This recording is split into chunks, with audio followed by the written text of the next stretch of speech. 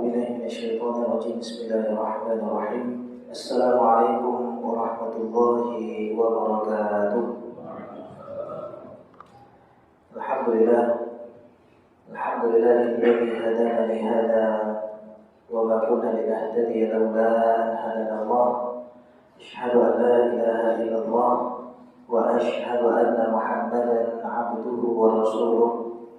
اللهم صل وسلم وبارك على سيدنا محمد وعلى آله وصحبه أجمعين. رب اشرح لي صدري ويسر لي أمري واحلل عقدة من لساني يفقهوا قولي. سبحانك لا علم لنا إلا ما علمتنا إنك أنت العليم الحكيم. اللهم ارزقنا الصدق في كل ما نقول والإخلاص في كل ما نعمل. Alhamdulillah, para alim ulama, para imam, ustaz-ustaz, guru-guru kami, para orang tua kami, serta sekalian jemaah salat maghrib yang dirahmati Allah Subhanahu wa taala. Puji serta syukur senantiasa kita haturkan kehadiran Allah Subhanahu wa taala yang telah memberikan kepada kita limpahan karunia dan nikmat-Nya, sehingga dengan nikmat tersebut alhamdulillah pada maghrib ini kita sama-sama dapat melaksanakan ibadah kepada Allah Subhanahu wa taala. Dan tentunya kita berharap agar segala ibadah yang kita lakukan itu semuanya diterima oleh Allah Subhanahu wa taala. Amin ya rabbal alamin. Salawat beriring salam senantiasa tercurahkan kepada junjungan kita baginda Nabi besar Muhammad sallallahu alaihi wa alihi wasallam beserta para keluarga dan sahabat-sahabatnya yang telah memperjuangkan agama ini, membawa kita umatnya menuju keselamatan dunia dan akhirat. Sidang jamaah yang dirahmati Allah, alhamdulillah malam hari ini kembali Allah pertemukan kita setelah minggu sebelumnya kita berhenti sejenak, bukan untuk apa-apa karena memang uzur. Dan insyaallah malam hari ini kita akan melanjutkan kembali untuk menambah bekal pengetahuan kita daripada perkara agama lewat hadis-hadis yang disampaikan oleh baginda Rasulullah sallallahu alaihi wasallam yang dihimpun oleh Imam An-Nawawi rahimahullahu taala dalam kitabnya Arba'in An-Nawawi. Sidang jemaah dirahmati Allah, pertemuan sebelumnya kita belum selesai membahas hadis yang singkat, yaitu hadis tentang la taghdab, jangan marah. Yang mana disebutkan oleh para ulama bahwasanya al-ghadab itu jima'u syarr, kumpulan punca dari segala banyak keburukan atau maksiat itu disebabkan gara-gara marah. Dan kita sudah sebutkan kemarin bagaimana efek yang ditimbulkan daripada marah, baik kepada diri sendiri, mulai jantung berdegup kencang, kemudian intifakhul audaj, urat-urat ini betul-betul kembang, kemudian darah sampai ke ubun-ubun, mata memerah. Ini tidak baik bagi kesehatan. Begitu juga efek yang ditimbulkan bagi lingkungan sekitar. Terjadi perselisihan, terjadi pertengkaran, terjadi macam-macam, sampai pembunuhan, peperangan pun disebabkan gara-gara al-ghadab, yaitu gara-gara marah. Namun karena marah ini memang potensi yang ada pada setiap orang. Bukan hanya orang besar saja yang bisa marah, anak kecil pun itu punya potensi untuk marah. Maka agama Islam itu mengajarkan lewat hadis-hadis daripada baginda Rasulullah SAW, keseharian daripada baginda Rasulullah SAW mengajarkan kita bagaimana cara kita mengendalikan yang namanya amarah. Kemarin sudah dua cara supaya kita bisa mengendalikan amarah. Yang pertama yaitu ketika disebutkan di dalam hadis, yang mana di dalam hadis tersebut Rasulullah SAW duduk bersama para sahabat di hadapan Rasulullah. Istabba rajulani 'inda Rasulillah sallallahu alaihi wasallam wa nahnu 'indahu julus. Ada beberapa sahabat duduk bersama Rasulullah, kemudian di hadapan mereka itu ada dua orang yang saling caci mencaci, saling mencela. Wa kana ahaduhuma yashtimu ghairahu mughdiban wa qad marra wajhah. Dan salah seorang daripada keduanya itu sedang mencaci, menghina, mencela saudaranya dalam keadaan marah dan memerah wajahnya. Melihat keadaan tersebut, Rasulullah SAW mengatakan, "Inilah alamu kalimah." Sesungguhnya aku mengetahui sebuah kalimat. Fa in qalaha la dhahaba anhu ma yajid. Kalau seandainya dia yang sedang marah itu membaca atau menyebutkan kalimat tersebut betul-betul dengan keyakinan, betul-betul dengan kesadaran dia membaca kalimat tersebut, maka sesungguhnya akan hilang apa yang sedang dirasakan oleh orang tersebut. Kemudian Rasulullah mengatakan lau qala a'udzu billahi minasyaitonir rajim. Yaitu kalau seandainya dia mengucap atau menyebut a'udzu billahi minasyaitonir rajim. Aku berlindung kepada Allah dari godaan syaitan yang terkutuk. Ini. Kemudian tiba-tiba sahabat yang lain mengatakan kepada orang yang sedang marah tadi, apa kamu enggak mendengar apa yang sedang dikatakan oleh Rasulullah? Apa kata orang yang sedang marah ini? Emang saya gila? Nah, biasanya orang marah susah dengar nasihat. Susah dengar nasihat. Walaupun dinasihati kalau lagi marah, itu tertutup biasanya nasihat tersebut. Maka memberikan nasihat orang marah bukan ketika dia marah, tapi ketika sudah agak reda. Makanya ketika orang berantem misalnya, orang lagi marah-marahan, itu kalau kita dengan akal sehat kita kasih nasihat pun itu susah. Susah untuk memberikan nasihat orang yang sedang marah. Karena memang dirinya memang sedang dikuasai oleh amarah. Kemudian yang kedua, cara yang kedua, taghyirul infi'al, yaitu merubah keadaan, merubah posisi. Sebagaimana disebutkan di dalam hadis-hadis yang sudah kita sebutkan, idza ghadiba ahadukum wa huwa qa'im falyajlis. Apabila salah seorang di antara kalian sedang marah dan dia dalam keadaan berdiri, maka hendaklah dia duduk. Fa in dhahaba wa illa falyattaji. Kalau seandainya itu sudah hilang, alhamdulillah. Tapi kalau memang belum hilang marahnya, maka hendaklah ia falyattaji, berbaring. Bahkan disebutkan al-islam ilal ard. Jadi cepat-cepat pegang bumi. Maksudnya apa? Jadi kalau dalam keadaan marah itu merubah posisi. Dari berdiri duduk juga masih marah, itu berbaring. Ini kalau sedang marah. Jangan terbalik. Ini lagi duduk marah berdiri. Berdiri marah naik kursi. Jadi jangan seperti itu, tapi dari berdiri duduk kemudian berbaring. Ini untuk meredakan yang namanya amarah. Dan ini dilakukan oleh para sahabat radhiyallahu anhum ajma'in. Salah satunya dilakukan oleh Ali bin Abi Thalib radhiyallahu anhu. Yaitu ketika terjadi ribut rumah tangga. Yang namanya konflik rumah tangga ini itu bukan hanya terjadi pada kita saja, bahkan Nabi pun pernah diboikot sama istri-istrinya. Ini anak Nabi Sayyidah Fatimah itu pernah ribut juga dengan menantu Nabi Sayyidina Ali. Ketika ribut, apa yang dilakukan oleh Sayyidina Ali? Pergi dari rumahnya. Jadi enggak mau memperpanjang, tidur di masjid. Langsung tidur di masjid sampai bajunya atau pakaiannya itu kena debu. Kemudian Rasulullah mulatafah memanggil dengan panggilan sayang kepada Sayyidina Ali. Apa kata Rasulullah? Rasulullah mengatakan, "Kum ya Aba Turab." Bangun wahai Abu Turab. Abu Turab ini walaupun Imam Ali punya anak namanya Hasan dan Husain, tapi panggilan yang paling disukai oleh Sayyidina Ali yaitu Abu Turab. Kenapa Abu Turab ini panggilan sayang daripada Rasulullah ketika lagi ribut sama keluarga, kemudian tidur di atas lantai Masjid Nabawi, sehingga tubuhnya pun pakaiannya pun itu kena debu-debu. Abu Turab. Nah, ini yaitu mulatafah. Dan di sini Sayyidina Ali tidur, yaitu berbaring di Masjid Nabawi. Ini bagaimana cara kita mengendalikan amarah, atau cara kedua yang disebutkan oleh baginda Rasulullah sallallahu alaihi wasallam. Kemudian cara yang ketiga yang disebutkan oleh Rasulullah sallallahu alaihi wasallam agar kita bisa menjaga atau menahan namanya amarah, mengendalikan amarah, betul-betul bisa kembali kesadaran kita ketika kita sedang marah. Yaitu apa? As-sum atau as-sukut, diam, tidak berbicara. Kalau lagi marah, kunci rapat-rapat ini namanya mulut. Kenapa? Karena orang yang sedang marah itu disebutkan dalam pembahasan kemarin, itu ibarat amarah itu dia akan menjadi orang lain yang memerintahkan kita. Pukul dia, caci dia, tendang dia. Ini ketika sedang marah. Amarah itu ibarat menjadi orang lain yang memerintahkan kita. Dan kalau kita tunduk ikut dengan perintah tersebut, itu sama saja kita sudah menyerahkan diri kita kepada syaitan. Maka berlindung kepada syaitan. Yang ketiga ini yaitu sukut, diam. Disebutkan dawu ghadabakum bisumti. Obatilah marah-marah kalian dengan diam. Dengan diam.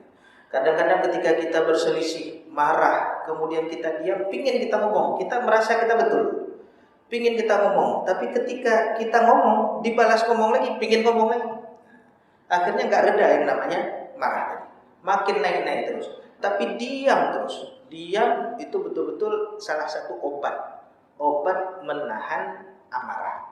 Jangan sampai terpancing untuk mengeluarkan kata-kata. Satu saja kata keluar, itu ibarat bendungan bocor, bolong keluar semuanya air. Apalagi posisi kita dalam posisi benar. Kalau posisi benar saja disuruh diam. Benar saja disuruh diam. Kenapa? Orang marah nggak bisa dikasih nasihat. Kecelakaan misalnya, tabrak mobil sama mobil, kita betul misalnya. Kemudian kecelakaan, kita ribut, ngomong tadi, dia ngomong lagi. Nggak berhenti, nggak selesai. Tidak selesai. Diam, sudah tenang, baru ngobrol. Ini bagaimana cara mengendalikan amarah, yaitu diam. Jangan berbicara sepatah kata apapun, walaupun dipancing-pancing. Biasanya di rumah tangga, istri nggak sanggup lagi tahan, meluap-luap, ngomong terus. Sampai kadang-kadang meminta cerai. Kalau udah nggak sanggup lagi ditahan, pulang dulu mbak emak. Udah meminta cerai, itu kita diam. Kalau udah kata-kata keluar, satu kata keluar, dibalas lagi sama istri 1000 kata, kita balas lagi, ujung-ujungnya apa? Keluar kata-kata cerai. Kalau udah keluar kata-kata cerai, istri nangis, bilang abang nggak sayang lagi sama adik, dari minta cerai. Habis itu si suami menyesal. Nah, jadi diam betul-betul, gimana kita betul-betul bisa tahan, jangan sampai keluar kata-kata. Kalau memang nggak sanggup, pergi aja. Kalau nggak sanggup, pergi saja. Ini jangan sampai berbicara ketika marah.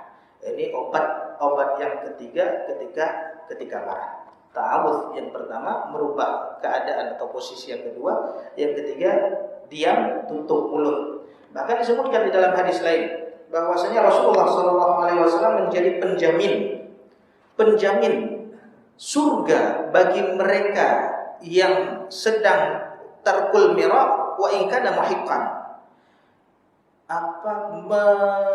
Menjauhi mira, yaitu berselisih, adu mulut, walaupun dia benar. Kita posisi benar saja, kemudian kita tinggalkan perdebatan, nggak mau ribut, itu Rasulullah menjamin kita mendapatkan surga. Menjamin surga. Rasulullah bagaimana ketika istri beliau marah? Rasulullah tidak langsung menasihatinya. Rasulullah diam, lebih memilih diam. Sebagaimana disebutkan, ini sering kalau dalam peristiwa dalam rumah tangga ini sering diceritakan, yaitu ketika Rasulullah didatangi para sahabatnya, tamunya, kemudian Sayyidah Aisyah ini giliran hari itu jadwal Sayyidah Aisyah. Jadwal Sayyidah Aisyah, tiba-tiba tamu Rasulullah datang, ya, yang namanya istri ingin mengkhidmah sesempurna mungkin kepada suaminya, apalagi waktu itu adalah jadwal hari dia. Namun tiba-tiba apa yang terjadi? Sofiyah, istri beliau yang lain, itu mengirim utusan untuk membawa makanan kepada Rasulullah, sehingga cemburu Sayyidah Aisyah. Apa yang terjadi ketika itu? Langsung makanan yang dibawa oleh pelayan atau utusan daripada Sayyidah Sofiyah itu dipukul tangannya sampai jatuh berantakan makanan yang dibawa. Ini kalau kita lagi bertamu daripada rumah orang misalnya, kejadiannya seperti itu gimana?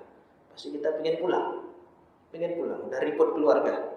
Tapi apa yang dilakukan oleh Rasulullah?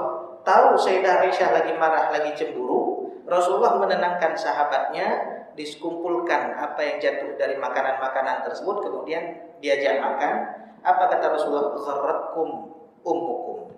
Ibu kalian sedang cemburu. Jadi Rasulullah diam saja, tenang saja. Bahkan pernah suatu ketika cemburu Sayyidah Aisyah. Ketika jadwal Rasulullah SAW, tiba-tiba Rasulullah tengah malam keluar dari rumah, sehingga membuat Sayyidah Aisyah, ini kemana nih? Ini pasti ke rumah istri lain, kalau istilah kita. Ini pasti ke rumah istri lain. Diikuti oleh Sayyidah Aisyah. Diikuti diam-diam. Rupanya Rasulullah di mana? Di Baqi, di kuburan Baqi. Di kuburan Baqi sedang berdoa. Rupanya Rasulullah melihat Sayyidah Aisyah ngapain. Nah, kemudian kemudian ini makanya diamkan, jangan dulu kasih ceramah, jangan dulu kasih ngomong, diam sampai tenang baru ini berbicara. Ini kalau sedang marah. Kemudian cara yang keempat, ini cara yang ketiga tarkul kalam.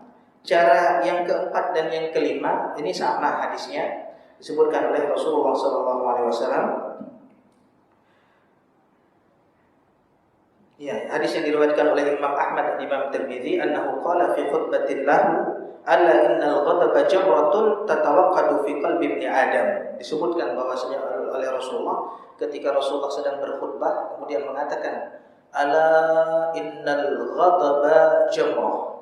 Sesungguhnya marah itu adalah bara api yang ada di dalam hati anak Adam, di dalam hati manusia. Kemudian di dalam riwayat lain Rasulullah SAW mengatakan, innal ghadaba minasyaitan. Ini marah sumbernya dari mana? Dari syaitan. Marah ini berasal dari syaitan. Wa inna syaitan khuliqa min nar. Dan syaitan ini diciptakan daripada api. Diciptakan dari api. Fa idza ghadaba ahadukum falyatawadda. Maka apabila salah seorang di antara kalian sedang marah, maka hendaklah ia berwudu, yaitu memadamkan bara api atau api yang sedang ada di dalam hatinya. Jadi ketika marah teringat terus wudu. Ini lagi marah wudu. Lagi marah wudu. Karena semuanya air yang dapat memadamkan api. Dalam riwayat lain hadisnya sama, namun akhirannya saja yang berbeda. Wa idza ghadiba ahadukum falyaghtasil. Cara yang kelima. Dan apabila salah seorang di antara kalian sedang marah, maka hendaklah ia mandi. Maka kalau lagi marah, kemudian a'udzubillahi minasyaitonirrajim, sadar, yakin betul ya dengan kalimat tersebut, udah masih juga marah. Udah duduk, udah tidur masih jantung betul-betul berdegup kencang juga. Diam juga masih juga marah. Wudu ada, mandi terus. Ya, ini untuk meredakan yang namanya marah, meredakan marah. Jadi 5 cara daripada mengendalikan amarah, karena memang makna daripada la taghdab sebagaimana kita sebutkan pada pertemuan sebelumnya itu maknanya ada 2. Yang pertama adalah menghiasi diri dengan sifat-sifat kelembutan, sifat sabar, sifat penyayang, lemah lembut, tawadhu, sehingga marah itu susah munculnya. Ini makna la taghdab yang pertama. Tapi mayoritas para ulama mengatakan lebih condong kepada makna kedua, yaitu apa? Makna la taghdab di sini bukan berarti kita nggak boleh marah. Kita boleh marah, tapi jangan sampai dengan kemarahan tersebut kita melakukan hal-hal yang dimurkai oleh Allah Subhanahu wa taala. Hal-hal yang tidak diridhai oleh Allah Subhanahu wa taala. Maka caranya bagaimana? Disebutkan cara-cara mengendalikan marah. Karena memang Rasulullah SAW pun marah. Tapi bukan disebabkan kepribadian beliau. Disebutkan lam yakun mughdiban in kana fi haqqihi wa bisababihi wa in kana fi haqqillah lam yakun ahadun ala ghadabihi. Rasulullah kalau seandainya yang dihina beliau pribadi, yang disakiti beliau secara pribadi, maka beliau tidak pernah marah. Tidak pernah marah. Bahkan membalas keburukan dengan kebaikan. Itu Rasulullah. Tapi kalau seandainya yang dihinakan, yang dinistakan, yang dibilang-bilang adalah agamanya Allah, maka enggak ada satupun orang yang berani berdiri di hadapan Rasulullah kalau Rasulullah lagi marah. Bahkan banyak sahabat berandai-andai ketika Rasulullah marah, betul-betul marah kepada sahabat tersebut. Apa? Coba saya belum masuk Islam waktu itu. Masuk Islamnya apa? Setelah Rasulullah marah. Nah, jadi saking kerasnya, beratnya Rasulullah marah. Ini bagaimana Rasulullah marah kalau seandainya agama yang dijadikan objek sebagai penghinaan dan lain sebagainya. Dan sejarah menyebutkan di dalam hadis-hadis bagaimana ketika Rasulullah betul-betul marah ketika ada orang yang meminta keringanan dari ketentuan hukum yang sudah ditentukan oleh Allah Subhanahu wa taala. Ketika salah seorang anak atau anak daripada pembesar suku yang mencuri, kemudian orang-orang suku ini kumpul, kira-kira kita gimana nih caranya supaya kita jangan malu, kita bayar denda saja. Dan denda di dalam Islam pun ada. Tapi mereka ingin mencari celah supaya tidak dihukum potong tangan. Sehingga dicarilah siapa yang paling dekat dengan Rasulullah. Dicari, dapat Usamah bin Zaid bin Harithah. Zaid bin Harithah ini anak angkat Rasulullah. Anak angkat Rasulullah punya anak kecintaan juga Rasulullah. Sehingga ketika datang Usamah bin Zaid marah Rasulullah. Kemudian mengumpulkan para sahabat marah Rasulullah. Sehingga mengatakan wallahi walladzi nafsi biyadihi, demi jiwaku yang ada pada genggamannya, lau anna Fatimah binti Muhammad sarakat, kalau Fatimah anak Muhammad yang mencuri, laqata'tu yadaha, aku sendiri yang penggal, potong tangannya. Ini Rasulullah marah. Rasulullah pernah marah juga kepada Mu'adz bin Jabal yang ketika mengimami sholat Isya itu terlalu panjang. Surat Al-Baqarah dibaca ketika sholat Isya. Dia baru pulang dari Rasulullah. Orang baru pulang pengajian kan lagi semangat-semangat. Nah, pulang kampung, dipraktek di kampung. Nah, lagi semangat pulang dari Rasulullah sehingga ketika pulang mengimami sholat Al-Baqarah. Sehingga ada jamaahnya yang pisah. Kemudian setelah sholat diketahui ada yang meninggalkan jamaah, dikatakan oleh Mu'adz bin Jabal, anta munafik, kamu orang munafik ya. Ciri orang munafik berpisah daripada jamaah. Kemudian orang ini enggak terima, lapor kepada Rasulullah. Rasul pun marah.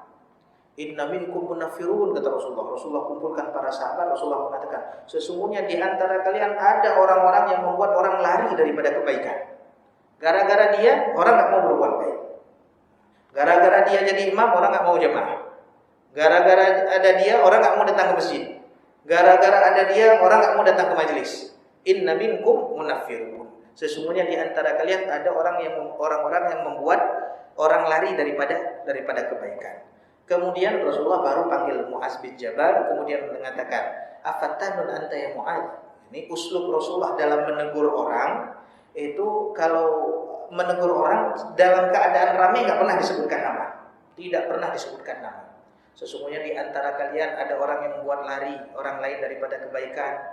Sesungguhnya yang membuat kehancuran adalah apabila yang mencuri orang-orang mulia ditinggalkan, tapi kalau mencuri orang-orang lemah baru dihukum. Itu secara umum. Kalau Rasulullah mendidik atau menegur orang, kalau dalam umum beliau tidak menyebut orang. Tapi setelah itu baru Rasulullah panggil orang tersebut. Ini uslub dalam menegur. Kemudian udah 5 cara ini daripada marah, dan itu contoh-contoh daripada marahnya baginda Rasulullah SAW. Dan malam hari ini insyaallah kita akan melanjutkan hadis selanjutnya, yaitu hadis yang ke-17 daripada kitab Arba'in Nawawi ini. Hadis ke-17. An Abi Ya'la Shidad bin Aus radhiyallahu anhu an Rasulillah sallallahu alaihi wasallam qala, daripada Abi Ya'la, namanya adalah Shidad bin Aus radhiyallahu anhu, berkata daripada Rasulullah sallallahu alaihi wasallam, innallaha katabal ihsan ala kulli syai. Sesungguhnya Allah katabal ihsan. Kataba artinya mewajibkan ihsan pada segala hal, pada segala sesuatu. Kemudian Rasulullah merincikan, fa idza qataltum fa ahsinul qitlah. Ihsan, apabila kalian membunuh, maka berbuat baiklah dalam membunuh. Wa idza dzabhtum fa ahsinudz dzibhah.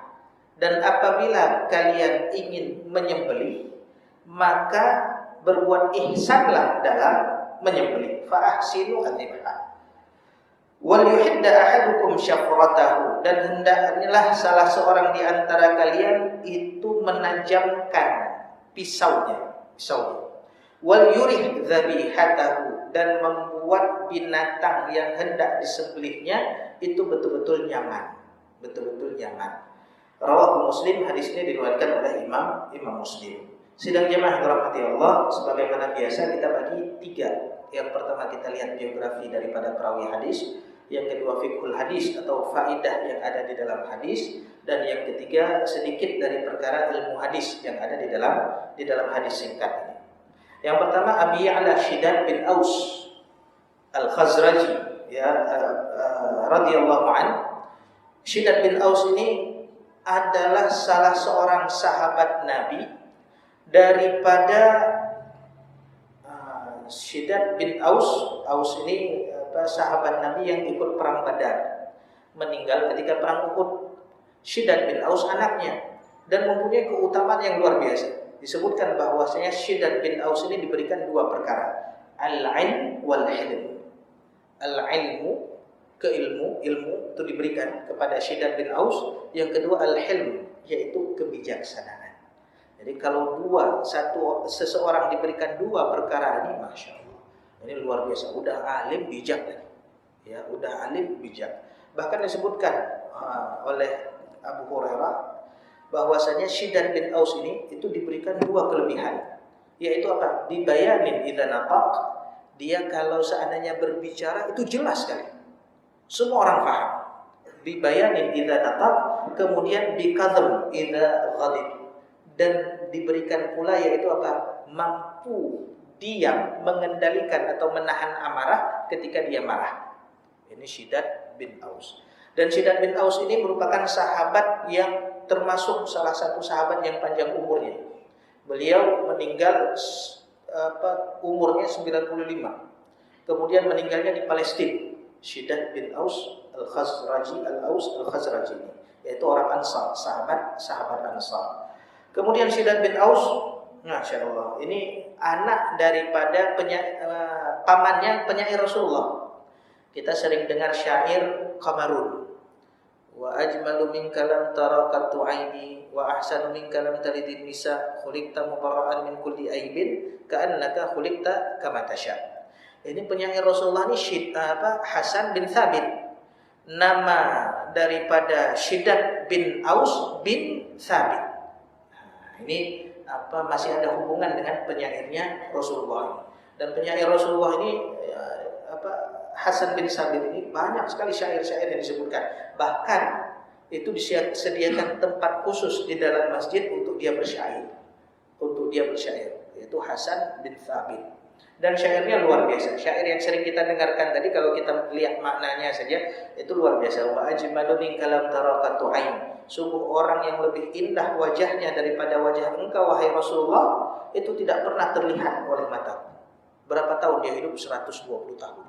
Selama dia hidup nggak pernah lihat orang yang lebih indah wajahnya ketika ditatap melebihi wajahnya Rasulullah sallallahu alaihi wasallam. Wa ahsanu minka lam talidin nisa, orang yang akhlaknya lebih sempurna daripada engkau itu nggak pernah dilahirkan oleh wanita manapun, katanya. Nggak pernah. Belum ada sejarah wanita mampu melahirkan sebagaimana Rasulullah sallallahu alaihi wasallam. Khuliqta mubarra'an min kulli aibin, engkau diciptakan tanpa aib sedikit pun. Tanpa aib sedikit. Mubarra'an min kulli aibin. Ka'annaka khuliqta kama tasya', seolah-olah engkau wahai Rasulullah itu dilahirkan sebagaimana yang engkau mau. Pingin akhlak yang seperti apa diberikan oleh Allah. Pingin mata seperti apa diberikan oleh Rasulullah. Diberikan oleh Allah. Pingin kulit warna apa dikasih sama Allah. Ka'annaka khuliqta kama tasya', seolah-olah engkau dilahirkan sebagaimana yang engkau mau. Coba kita dilahirkan, datang malaikat, kamu request mau apa? Kita habis pilih suka-suka kita, tinggi berapa, kulit warna apa, rambut gimana, mata gimana. Ini bagaimana Rasulullah yang tanpa cacat sama sekali. Ini saudara ponaannya daripada Hasan bin Thabit, Syiddad bin Aus. Dan di dalam hadis ini Rasulullah mengatakan, "Innallaha katabal ihsan ala kulli syai'." Menggunakan kata-kata kataba. Makna kataba di sini yaitu apa? Makna kataba di sini itu wajib. Wajibun had, yaitu betul-betul wajib. Sebagaimana disebutkan di dalam Al-Qur'an banyak sekali kata-kata kataba. Dalam puasa kutiba alaikumus syiyam, kutib. Dalam qisas kutiba alaikumul qisas. Ini yaitu perkara-perkara yang memang diwajibkan. Di dalam Al-Qur'an menggunakan kata-kata kataba. Ditulis di sini yaitu diwajibkan, benar-benar wajib. Di dalam hadis juga banyak menggunakan kata-kata kataba. Dan di hadis ini Allah Subhanahu wa taala mewajibkan atas kita itu berbuat ihsan. Apa makna ihsan? Makna ihsan ini sudah kita sebutkan di hadis yang kedua, kalau nggak salah saya, ya, di hadis yang kedua, yaitu hadis ketika datang Jibril mengajarkan umatnya Nabi Muhammad, mengajarkan sahabat tentang rukun agama. Datang Jibril kepada Rasulullah berbentuk seperti sosok manusia. Ini hadis yang dulu sudah kita jelaskan. Tiba-tiba datang, pakaiannya sangat putih, nggak ada nampak bekas daripada melakukan perjalanan. duduk di hadapan Rasulullah bertanya dengan 4 pertanyaan. Bertanya tentang Islam, bertanya tentang iman, bertanya tentang ihsan, dan yang keempat bertanya tentang tanda-tanda hari kiamat. Bertanya tentang tanda-tanda hari kiamat. Maka disebutkan oleh para ulama ini 4 inilah rukun agama. Rukun agama yang pertama Islam, yang kedua iman, yang ketiga ihsan, yang keempat faham tentang perubahan zaman atau dikenal dengan fikih tahawulat. Apa pentingnya belajar fikih tahawulat ini? Ketika itu Rasulullah ditanya tentang kapan hari kiamat. Rasulullah bilang yang ditanya nggak lebih tahu daripada yang bertanya. Maksudnya sama-sama nggak tahu. Kemudian ditanya bagaimana ciri-ciri hari kiamat. Maka disebutkan kalau seandainya nanti sudah lahir antalidal ammatu rabbataha, seorang budak melahirkan tuannya. Kemudian orang-orang penggembala itu udah mulai berlomba-lomba buat gedung yang tinggi. Udah terbalik yang namanya dunia. Udah terbalik dunia. Ini tanda-tanda hari kiamat. Nah, di sini fikih tahawulat yaitu apa? Mengetahui bagaimana perubahan zaman sehingga kita tahu bagaimana memposisikan diri kita dalam setiap perubahan tersebut sehingga tidak terjerumus, tidak terkena dalam fitnah yang mana kita nggak tahu mana yang hitam, mana yang putih, mana yang benar, mana yang salah. Maka di sini ada ihsan. Apa itu ihsan? Disebutkan ihsan itu apa? Al-itqan fil amal. Itqan, menyempurnakan dalam beramal. Ini Allah sangat suka kepada seorang hamba apabila dia melakukan amalan, dia melakukan pekerjaan, dia itqan, sempurna dalam melakukannya. Ini makna ihsan. Sebagaimana makna aslinya yaitu seolah-olah kita melihat Allah dalam melakukan sesuatu. Kalau nggak mampu, maka yakinlah Allah melihat kita. Kalau kita yakin merasa senantiasa diawasi, biasanya orang semakin sempurna dalam beramal. Semakin sempurna dalam beramal. Maka di sini Allah memerintahkan, Allah mewajibkan atas setiap daripada kita untuk berbuat ihsan, menyempurnakan amalan. Ketika sholat, sempurnakan sholat. Ketika lagi bekerja, sempurnakan ketika bekerja. Ketika lagi dikasih amanah, sempurnakan menunaikan amanah. Ketika kita ditugaskan sesuatu, sempurnakan tugas-tugas tersebut. Ketika kita melakukan setiap pekerjaan yang sedang kita lakukan, sempurnakan. Ini perintah daripada Allah Subhanahu wa taala. Innallaha katabal ihsan ala kulli syai'. Pada setiap dengar majelis, betul-betul dengar. Jadi fokus. Ini yang diperintahkan oleh Allah. Kemudian semuanya diwajibkan untuk berbuat ihsan dalam semua perkara, baik dalam perkara yang diperintahkan atau perkara yang dilarang. Ini harus berbuat ihsan, sempurna melakukannya. Tentu ihsan itu sesuai dengan kadar kemampuan kita. Ada yang betul-betul sempurnanya, betul-betul sempurna. Ada yang dia udah mengeluarkan semua kemampuannya dia, tapi nggak sampai nilai 100. Ada juga. Itu sudah dikatakan ihsan. Yaitu apa? Sempurna sesuai dengan kekuatan yang dia punya. Nah, nggak mesti harus semuanya 100%, tidak. Tapi betul-betul segenap dengan kemampuan yang dimiliki oleh orang tersebut untuk melakukan pekerjaan. Kemudian baru di dalam hadis ini dirincikan lagi yaitu ihsan apa saja. Maka disebutkan di sini perkara-perkara yang besar. Fa idza qataltum, apabila kalian membunuh. Maksud membunuh di sini ketika berperang. Ketika berperang, fa ahsinul qitlah, maka berbuat baiklah, berbuat ihsanlah ketika kamu membunuh. Ini Islam, Masya Allah, ajarannya luar biasa. Menjunjung tinggi nilai-nilai kemanusiaan. Kalau membunuh, disuruh cari cara yang paling cepat supaya ruh keluar. Cara yang paling cepat supaya meninggal. Makanya di dalam Islam itu dilarang al-muthlah atau tamthil, yaitu mutilasi. Lagi perang, musuhnya udah tahu kalah, itu nggak boleh. Potong tangannya dulu, potong telinganya dulu, potong apanya dulu, nggak boleh. Kalau lagi perang, maka cari cara bagaimana musuh tersebut betul-betul meninggalnya cepat, nggak boleh muslah. Dan ini yang betul-betul dipikirkan oleh Islam jauh sebelum negara-negara maju sekarang mikir. Kalau di dalam sejarah peperangan kan dulu peluru.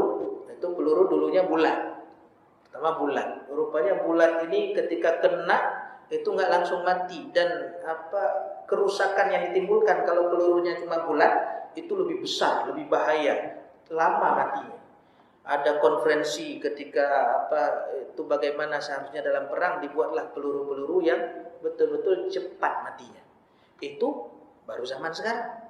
Islam sudah memikirkan jauh-jauh dari 1400 tahun yang lalu. Bagaimana kalau dalam peperangan nggak boleh buat yang enggak. Diatur betul dalam Islam. Kalau berperang, sebelum perang takbir dulu, azan dulu, kumandangkan azan supaya mereka dengar. Kalau mereka nggak dengar jangan masuk. Mereka dengar dulu, kita ini mau siap-siap.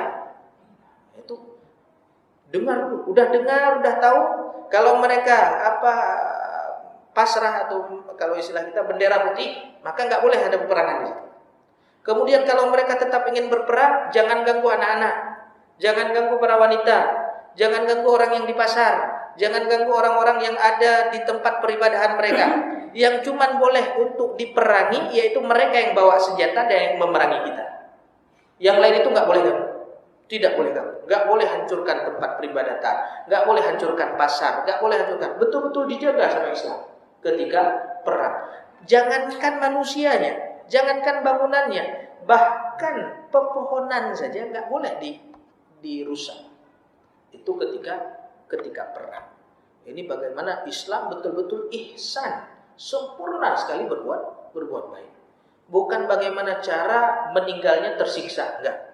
Islam sangat bahkan melarang untuk berbuat tamtsil atau muslah, yaitu mutilasi kalau istilah kita, itu membuat siksa, menyiksa. Jangankan kepada manusia, kepada hewan pun nggak boleh. Kepada hewan pun nggak boleh. Apa contohnya? Kepada hewan nggak boleh. Nah, di sini larangan Islam membunuh semut dengan cara dibasmi. Kayak mana dibasmi? Pakai api bakar. Ini nggak boleh. Atau tenggelamkan, nggak boleh. Ya, dengan cara yang betul-betul ihsan, nggak boleh. Bahkan Rasulullah pernah lewat dalam kitab Jami'ul Ulum wal Hikam, Ibnu Rajab Al-Hambali itu menukilkan ketika Rasulullah lewat suatu tempat terlihat ada orang yang bakar semut, ada bekas bakar semut, semutnya mati, bakar di situ. Kemudian Rasulullah tanya, siapa yang buat ini? Allah melaknat orang yang berbuat seperti ini. Jangan ada satupun yang mengazab dengan api, yang mana api ini hanya yang layak mengazab dengan api hanya Allah Subhanahu wa taala. Ya, enggak boleh membakar, yang boleh membakar adalah Rabbun Nar saja, yaitu Tuhan yang memiliki api. Bahkan untuk binatang saja diperhatikan. Kita enggak, kalau buang air cari mana semut. Ini enggak boleh. Tidak boleh. Ya, jadi jangankan manusia, binatang saja itu ihsan. Islam betul-betul ngatur. Jangan sampai berbuat buruk kepada makhluk Allah. Makanya luar biasa. Enggak salah kalau kata Allah, "Wa ma arsalnaka illa rahmatan lil alamin." Tidak kami utus engkau wahai Muhammad kecuali apa? Rahmah. Bukan untuk manusia saja, lil alamin, untuk semesta seluruhnya. Bahkan mimbar Rasulullah saja. Mimbar Rasulullah dulu itu pohon kurma, patahan atau belahan pohon kurma itu ditaruh saja di situ Rasulullah berdiri. Kayak kita pohon kelapa dipotong sedikit, di situ tempat Rasulullah berkhutbah. Karena masyarakat atau jamaah sudah ramai, maka pingin diganti dengan yang baru. Ini pohon pingin disingkirkan. Terdengar suara nangis, seperti suara lebah, nangis. Ketika dicek, sahabat dengar, rupanya keluar dari pohon itu. Datang Rasulullah pegang pohon itu, diam. Rupanya apa? Pohon itu nangis ditinggalin sama Rasulullah. Akhirnya dikasih pilihan, pingin di dunia atau pingin jumpa lagi di akhirat. Pohon itu pilih di akhirat. Itu bagaimana pohon saja nangis ditinggalin sama Rasulullah. Betul-betul ihsan Rasulullah sempurna sekali. Ini Rasulullah. Kemudian Di sini yang kedua yaitu fa idza dzabhtum wa idza dzabhtum, apabila kalian menyembelih, fa ahsinuz dzibha, maka ihsanlah dalam menyembelih. Ya, bagaimana caranya? Wal yuhidda syafratahu wal yurih dzabihatahu. Hendaklah dia mempertajam pisau sama membuat hewan tersebut betul-betul tenang. Ini fikih kurban, ini penting bagi mereka yang potong daging, potong kurban. Penting sekali. Bahkan Rasulullah ketika melihat ada orang tarik hewan kurban dengan kakinya, disuruh apa? Rasulullah bilang, berbuat baiklah dengan hewan. Ketika ada orang yang asah pisunya di depan hewan, apa kata Rasulullah? Apakah kamu ingin membunuhnya dengan antumi tahu maitah? Jadi membunuhnya berkali-kali. Maksudnya apa? Hewan ketika udah lihat pisau seakan-akan dia sudah terbunuh. Hewan itu walaupun nggak tahu apa-apa, dia tahu dua. Dia tahu Allah Tuhannya, dia tahu dia mau mati. Itu hewan. Maka jangan sembelih pisau di hadapan hewan, seolah-olah kita mematikan dia, banyak kali mati hewan tersebut. Jadi ini fikih kurban, ini betul-betul harus dipelajari sebenarnya bagi mereka yang sering pegang pisau. Bahkan Rasulullah menyuruh tutup pisau kalau di hadapan hewan kurban. Ini pembahasan kurban sebenarnya kedepannya insyaallah kita akan lanjutkan lagi. Ini singkat saja. Mudah-mudahan bermanfaat, yang benar dari Allah Subhanahu wa taala, yang salah dari saya pribadi saya memperbanyak maaf dan mohon kepada Allah Subhanahu wa bihamdika, asyhadu an la ilaha illa anta, astaghfiruka wa atubu ilaik. Assalamualaikum warahmatullahi wabarakatuh.